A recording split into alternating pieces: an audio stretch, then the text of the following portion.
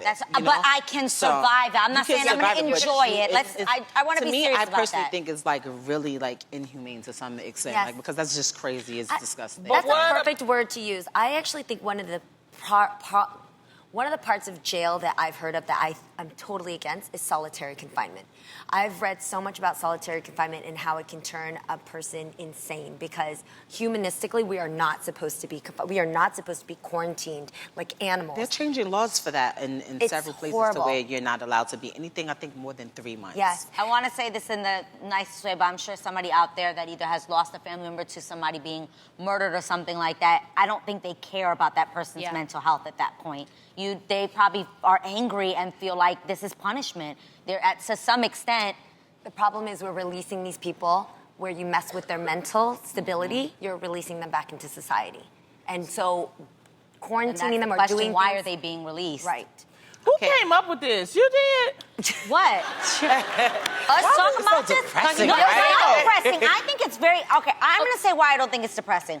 One, because I think it's informative. I think that there's probably young people out there that think, oh, I can do jail, no big deal. Yeah, I got it. You just said it's not enjoyable at all. I wanted to put that out there. When I say I would go to jail, it's not because I think it's going to be a good party and some fun. No, but that if I had to, could I survive it? There's a difference between... I have one question. Enjoying I have a question. Yes. I want to ask you, Remy, the violence that's in jail, is that real? In my particular case, and from what I've heard from correctional officers that I've spoken to that worked in both male and females, it's way worse for men. You know, with women, we tend to create a camaraderie. It's like a mother, daughter, sister type of thing. That was going to be my question. Are there cliques and stuff? No, the women, they try to nurture each other. There's someone who knows how to do hair. There's someone that knows how to sew. There's someone that cooks. And it's kind of a more familiar family environment. Yes. You still have fights here and there, but it's nowhere near as dangerous and as deadly it is for men. I have probably one real major incident that I seen. With women, a lot of the women are, on mental medication, and not because they need it, just so that they can zone out and space out.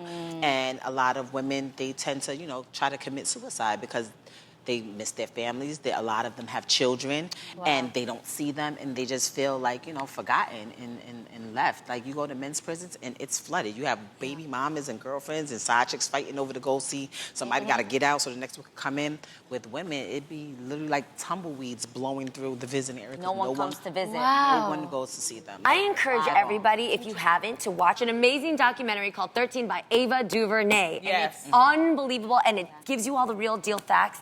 And I applaud you for talking about this, because it's an awkward It's definitely subject. something that I find close to home, because I met most of my friends and people that I consider my friends now is people that I met there. Wow. You will be surprised some of the people, I tell people all the time, everyone who's in prison is not guilty, and everyone who is walking around in these streets is not innocent. Yes. And you meet some people, and a lot of times people make mistakes, and they are punished for a long, long time. I have this one woman that I met, and she's so smart, and she's been in prison for 20 plus years, and it's it's like life without parole. So that means she can't even, get married and maybe even just have someone that, could be with her through the whole time. And some people may feel like, oh, well, whatever she did, that's what she gets. But people change. You're not the same person when you're 30 or when you're 35 that you were when you were 18 or 19 or 20.